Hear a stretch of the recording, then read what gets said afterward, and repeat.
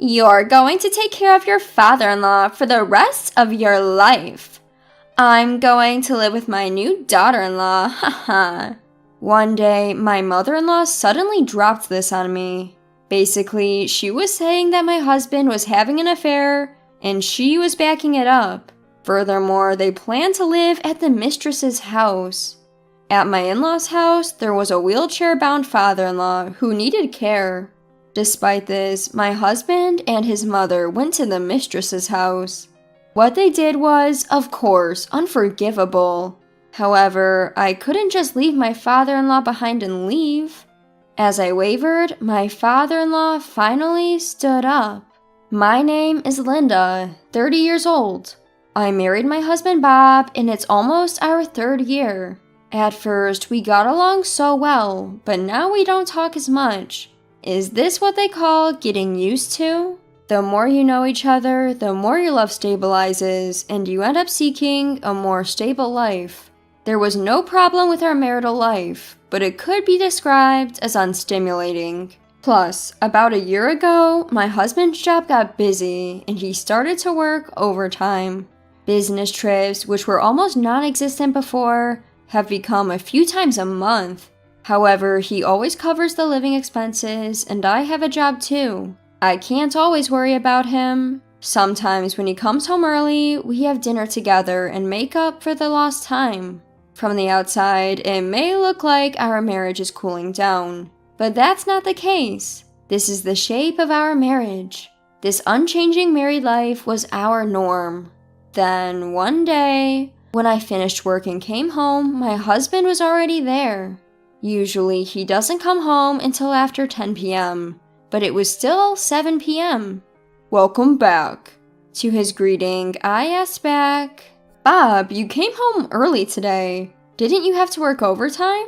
"That's not the point. My father had an accident and is in the hospital." "Wait, your father?" According to my husband, his father had an accident on his way to work at his own company when a car ignoring the red light crashed into him. Fortunately, he didn't have any fatal injuries, but he was left with paralysis in both legs and one arm, forcing him into a wheelchair-bound life. "My father-in-law had an accident? You've got to be kidding. My father-in-law, who loved hiking and fishing, is now wheelchair-bound? That's too pitiful." My father-in-law was an outdoor enthusiast, and he often took my husband and me to various places. He treated me like his own daughter and always said, "If you ever have any problems, feel free to rely on me." Such a father-in-law had an accident? It was hard to believe. My father-in-law was running his own company, but my husband works for a different company. So we weren't immediately notified about his accident. We only found out when my mother-in-law contacted us. In this day and age, we couldn't visit him as often as we wanted, which was frustrating. My husband Bob started the conversation with a serious look in his eyes. "Well, Linda, Mom asked me to do something about Dad." "What did your mom ask for?" "Well, she was wondering if we could help take care of Dad." "Take care of your father?" "Yeah, Mom's been getting on in years, right? So she's finding it difficult to do it all by herself. She wants us to help out." "So that means we'd have to move to your parents' house?" "That's right. There's plenty of room at their house, and we'll have enough space. What do you think?" I fell silent. I admire my father-in-law and care about him a lot, but I can't just say, "Oh, sure, no problem," and readily agree to a thing that I've never done before. It's not that I don't care about your father, but I have a job too. Suddenly, asked to provide care, what should I do? I racked my brain trying to come up with the best solution. But no matter how much I thought about it, no good ideas came to mind. Perhaps sensing my state, Bob took my hand and stared at me straight. "Linda, I need you. I know it's going to be tough since it's your first time. But if we leave it all to Mom, I'm worried she might break down too." "Well, I think it will be tough. But I have a job too." "Linda, you can quit your job. I'll earn our living expenses, so can you dedicate yourself to taking care of Mom and Dad?" Quit my job?" "Yes, I'll earn the money and support you. That's why I need you. Our family needs you. Bob pleading on his knees repeatedly. Eventually, I decided to quit my job and dedicate myself to taking care of my father-in-law, just as Bob had said. A few days after we started living together, Bob suddenly said, I'll take over my father's company and become the president. Even my father-in-law was surprised by this, but perhaps he was secretly happy that his son would take over his company. Tears welling up in his eyes, my father-in-law said to Bob, Bob, I can't believe you said that. After all this time of you saying, I won't work at your company. Well, that was, how do I say it, like playing hard to get? With you in this condition, Dad, I can't just leave the company alone, right? Thank you. I was wondering what to do with the company. I thought I'd leave it to someone who I can trust, but if you're willing to take it over, I'd like to pass it on. I knew you'd agree, Dad. I'll do my best as your son. Yes, I'm counting on you. For the sake of the employees who followed me, please create a good working environment. Of course! So, Bob took over his father's company, and my father-in-law moved from the president to the chairman. Usually, the chairman has various responsibilities. However, my father-in-law decided to leave the company's operations entirely to Bob, retaining only his title. 2 months had passed since Bob took over after my father-in-law. Every day, he returns home past midnight. At first, I thought he was just busy with unfamiliar work and kept working overtime. But every night of overtime work is surely too much. What further aroused my suspicion was my husband's peculiar scent. That day, I was unable to fall asleep, and as the late night hours rolled by, I was still wide awake. When I got up to drink a glass of water from the kitchen, I heard the front door open. I quickly moved towards the entrance, and the moment I greeted him with welcome home, I smelled the scent of soap coming from my husband. Upon seeing me, my husband opened his mouth with a surprised look. What? Why are you up at this hour? I couldn't sleep. Bob, you've been coming home late as usual. Well, I can't help it, can I? I've taken over my dad's business, and there's a lot I don't know. I see. You must be having a hard time. I'm tired. I'm going to bed. As he tried to leave, I smelled the scent of soap again. On the spur of the moment, I grabbed his arm and interrogated him with a stern tone. Bob, who do you usually work overtime with? What? Why the sudden question? No, it's just, I noticed a nice scent coming from you. Why the hell should I know that? I'm working my ass off. Don't ask me about such petty things. His facial expression was more irritated than ever. His attitude only served to amplify my suspicions. As I struggled with how to press him further, Bob let out a sigh. Seriously, can you stop with that? I come home tired, and you interrogate me as soon as I get back. That's not a pleasant welcome. I didn't mean to. I was just curious. So you're doubting me. We're living comfortably because I work like this every day. Do you get that? I understand that. Damn it. If you have some time to talk about this crap, why don't you do some cleaning? I don't have time for this. With that, he stormed off upstairs, leaving me alone in the living room. When I peeked into the bedroom, he was ignoring me and messing around on his smartphone. Despite my attempts to apologize, he ignored me completely. The next day, my mother-in-law confronted me with a demonic expression. Linda, I heard you suspected Bob of cheating yesterday. I didn't suspect him. I just asked who he was working overtime with. That's suspicious enough. You're able to live because Bob is working hard. Do you realize that? I do, and I'm grateful. All I did was voice a concern I had. That's what I'm telling you is rude. What are you trying to achieve by making Bob uncomfortable? You're the worst as a wife. After screaming at me, she dumped all the housework on me and stormed out. My mother-in-law has never really liked me. In front of my husband and father-in-law, she pretends to share the housework, but in reality, I'm the one doing all the chores in this house. And, of course, I'm also the one taking care of my father-in-law. My mother-in-law often finds excuses to go out, returning only in the evening. My father-in-law, who basically stays in his room, is not aware of how often she leaves during the day. Sometimes people from the company come to visit him, but other than that, he hardly ever leaves his room. Moreover, I've been warned by my mother-in-law not to tell my father-in-law and Bob anything unnecessary. I had no choice but to silently do the housework and caregiving. What made it bearable was the presence of my father-in-law. Every time I did something, he would thank me with a sorry look on his face. Linda, I'm sorry. You must hate taking care of an old man like me, right? That's not the case at all. I think of you, my father-in-law, as my own father. It's an honor to be a help to you. Having you say such things, it makes me feel lucky. I'm really glad that a person like you married Bob.